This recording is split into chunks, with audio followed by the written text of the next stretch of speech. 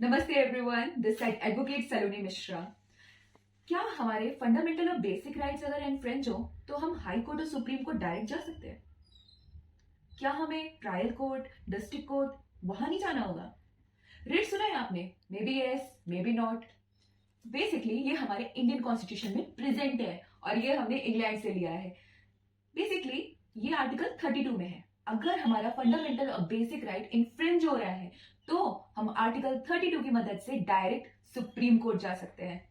On the other hand, अगर हमें high court जाना है तो हम आर्टिकल 226 है। बेसिकली हमारे इंडियन कॉन्स्टिट्यूशन में 5 टाइप ऑफ रिट्स प्रेजेंट है: habeas corpus, mandamus, prohibition, certiorari and quo warranto.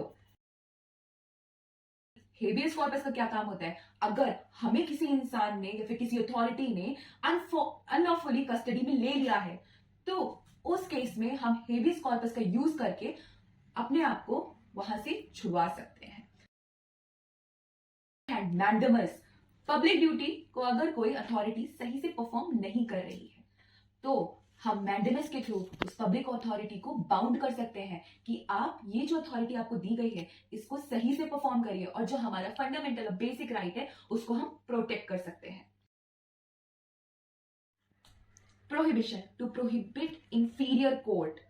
जब बेसिकली क्या होता है, अगर कोई प्रोसीडिंग इंफीरियर कोर्ट के पास में चल रही है और उसके पास उसका जुरिस्डिक्शन ही नहीं है तो उस केस में हम हायर कोर्ट के पास में जा सकते हैं, दैट इज हाई कोर्ट और सुप्रीम कोर्ट, कि आप इनको रोक दीजिए कि ये अपना जजमेंट ना दें।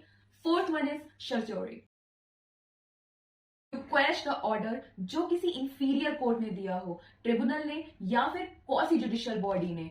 बेसिकली कभी कभी क्या होता है, कुछ ऐसे ऑर्डर्स भी पास हो जाते हैं जो हमारे फंडामेंटल राइट्स के अगेंस्ट में होते हैं, तो उस केस में हम इस जो फोर्थ नंबर की हमारी रेट है सर्चरी, उसको यूज कर सकते हैं।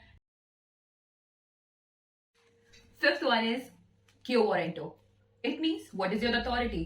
अगर कोई पर्सन किसी पब्लिक ऑफिस में बिना किसी अथॉरिटी के उस ऑफिस को होल्ड करता है तो उस केस में हम क्यो वारंटो की रिट अप्लाई करके सुप्रीम कोर्ट और हाई कोर्ट जा सकते हैं। थैंक यू, नमस्ते।